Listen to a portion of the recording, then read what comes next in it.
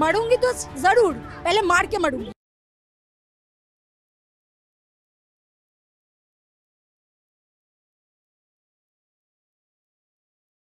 Ninth August 2024. This day will forever be a stain in West Bengal's history. एक professional जिसका काम नहीं, जिसका जुनून है लोगों की जान बचाना, उन्हें रोग मुक्त करना, जिन्हें हम आम लोग डॉक्टर्स कहते हैं, उस प्रोफेशनल की लाइफलेस बॉडी मिलती है आरजी कर मेडिकल कॉलेज के सेमिनार हॉल में। Cause of death sexual assault, strangulation and smothering. Victim के साथ दुर्व्यवहार हुआ, जोर ज़बरदस्ती हुई, मारपीट हुई और ज़िंदगी और मौत के लिए स्ट्रगल हुई। इतना सब सहने के बाद उन्होंने दम तोड़ दिया। मेरी प्रार्थना है कि भगवान उनकी आत्मा को शांति दे और उनके परिवार को शक्ति दे। लेकिन सिर्फ प्रार्थना से काम नहीं चलता। जो कल्प्रिट्स हैं उन्हें सज़ा मिलनी चाहिए। इस केस के थोड़े फैक्ट्स और डेवलपमेंट्स और इनकन्सिस्टेंसीज, विसंगतियों पर एक नज़र मारते हैं। एज पर रिपोर्ट्स, विक्टिम अपने कुछ कॉलीग्स के साथ सेमिनार हॉल में खाना खा रही थी और फिर वो अकेले वहीं रुक गई रेस्ट करने के लिए, क्योंकि डॉक्टर्स की कई बारी बड़ी लंबी शिफ्ट्स लगती हैं और वहीं सेमिनार हॉल में ये नीच वारदात हो गई। अब मेरा एक सवाल है, जिन्होंने ये किया उन्हें कैसे पता था कि विक्टिम उस समय सेमिनार हॉल में होगी? क्या इस वारदात में कोई विक्टिम का नोन भी मिला हुआ था, कोई कॉलीग या कोई दोस्त, कोई एक्वेंटेंस?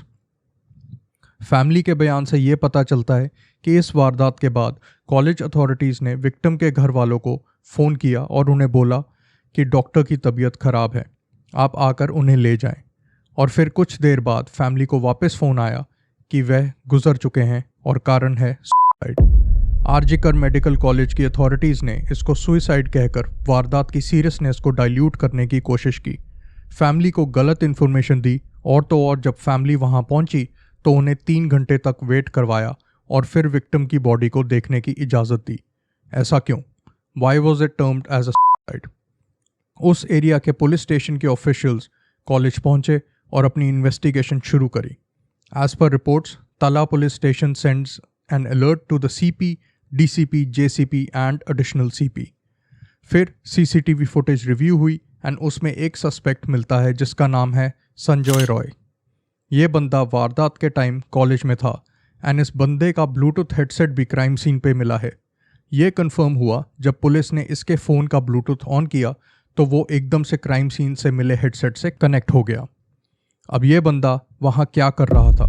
इस बंदे का बैकग्राउंड भी साफ नहीं है एंड काम से ये कोलकाता पुलिस का एक सिविक वॉलंटियर था एंड इस बंदे का कॉलेज में काफ़ी आना जाना था, क्योंकि ऐसा कहा जा रहा है कि ये कॉलेज की अथॉरिटीज़ को भी जानता था। According to his family, he is nothing less than a monster. And इस बंदे की ex-wives, yes, wives, कह रही हैं that he used to sexually abuse them, he was physically violent towards them. Police ये स्टेटमेंट दे रही है that forensic रिपोर्ट के तहत जो विक्टिम के फिंगर नेल्स के नीचे ब्लड और टिश्यू है, उसका DNA संजय रॉय के DNA से मैच करता है। So he was at the crime scene at the time of the incident and ऊपर से फॉरेंसिक एविडेंस मिला है और तो और his character is questionable given the statements by his mother, sister and ex wives. अब चीज़ें थोड़ी सी पेचीदा हो जाती हैं। आरजे कर मेडिकल कॉलेज के प्रिंसिपल डॉक्टर संदीप घोष वारदात के बाद रिज़ाइन करते हैं। उन्होंने पहले ही इस केस को दबाने की और मिस रिपोर्टिंग करने की कोशिश की थी by stating that this was a suicide and not essay and. इसके बाद वेस्ट बंगाल गवर्नमेंट उनको तुरंत से एक और प्रेस्टिजियस कॉलेज का प्रिंसिपल अपॉइंट कर देती है। ही becomes the principle of Calcutta national medical college and hospital. This move causes even more unrest and anger in the masses of West Bengal, especially the doctors. इनका ट्रैक रिकॉर्ड भी कुछ ज़्यादा साफ नहीं है। आरजी कर मेडिकल कॉलेज से उनका 3 बारी ट्रांसफ़र हुआ टू मुर्शिदाबाद मेडिकल कॉलेज। पहली बारी ये ट्रांसफ़र 48 घंटे बाद रिवोक हो गया। फिर दूसरी बार ट्रांसफ़र के बाद 1 महीने के अंदर ये वापस आरजी कर मेडिकल कॉलेज आ गए और तीसरी बार बॉयज़ हॉस्टल में एक रैगिंग इंसिडेंट की वजह से फिर ट्रांसफ़र हुआ इन सितंबर 2023 और अक्टूबर में ये फिर से वापस आ गए। Doctor Sandeep Ghosh has been allegedly accused of misappropriation of funds and irregularities in procurement processes. काफ़ी स्टूडेंट्स ने ऑनलाइन पोस्ट की हैं, रिकॉर्डिंग्स डाली हैं of accusing him of various other ill doings, but उन एलिगेशंस के बारे में कोई कॉन्क्रीट प्रूफ नहीं है मेरे पास। 14 अगस्त को CBI इन्वॉल्व होती है and they take the primary accused into custody for further interrogation. अब इस दौरान कई डॉक्टर्स और बाकी जनता पीसफुली प्रोटेस्ट कर रहे होते हैं, लेकिन 15 अगस्त को लगभग 12:40 मिडनाइट को अनआइडेंटिफाइड लोग आते हैं और RG कर मेडिकल कॉलेज में खूब हंगामा करते हैं, तोड़फोड़ करते हैं और अंदर घुसकर भी तोड़फोड़ करते हैं। The peaceful protest turns violent. इसके कारण पुलिस ने लाठीचार्ज किया और टीयर गैस भी फायर करी। ये इंसिडेंट मुझे कुछ बांग्लादेश के राइट्स की याद दिलाता है। उधर भी स्टूडेंट्स के पीसफुल प्रोटेस्ट में उनकी रूलिंग पार्टी के कार्यकर्ता आते हैं और प्रोटेस्ट को वायलेंट बना देते हैं। क्या यहाँ भी ऐसा ही कुछ करने की कोशिश हुई है? ये भी एक इनकन्सिस्टेंसी है। मैंने ये डिटेल में कवर किया है मेरी एक और वीडियो में which is on Bangladeshi Hindus, वो भी आप देख सकते हैं। पीसफुल प्रोटेस्ट हमारा संवैधानिक अधिकार है, लेकिन जब प्रोटेस्ट वायलेंट हो जाए तो पुलिस को अग्रेसिव होना पड़ता है, प्लस सेक्शन 144 लगाना पड़ता है जो अब लागू भी हो गया है।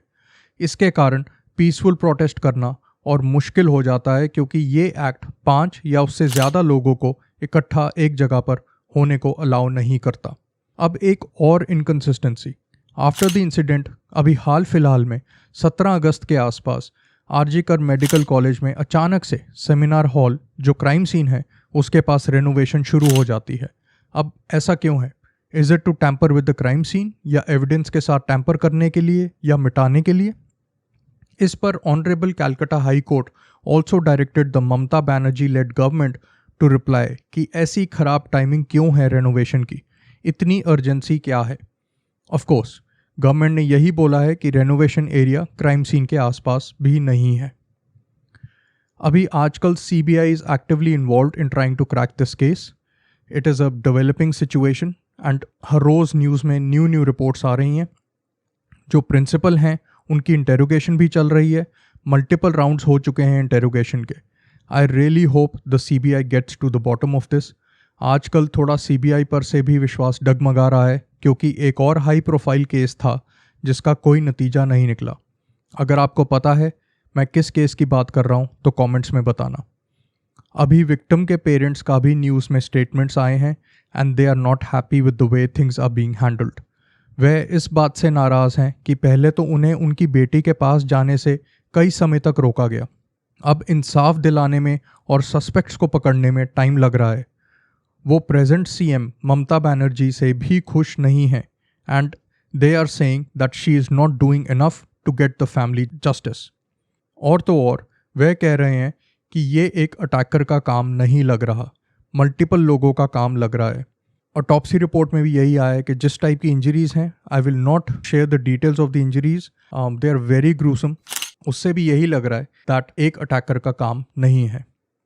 अब आप ही बताइए कि क्या हो रहा है अपने देश में। इतने नीच और घिनौने क्राइम के बाद इन्वेस्टिगेशन में इतनी इनकन्सिस्टेंसीज क्यों हैं? पहले सुसाइड बोला, फिर प्रिंसिपल का तबादला कर दिया, कोई एक्शन नहीं लिया, फिर पीसफुल प्रोटेस्ट में डिफ़ॉल्टर्स आ गए ना जाने कहाँ से, फिर कॉलेज में रेनोवेशन शुरू हो गई। ऐसा क्यों है? इतनी इनकन्सिस्टेंसी आफ्टर इनकन्सिस्टेंसी।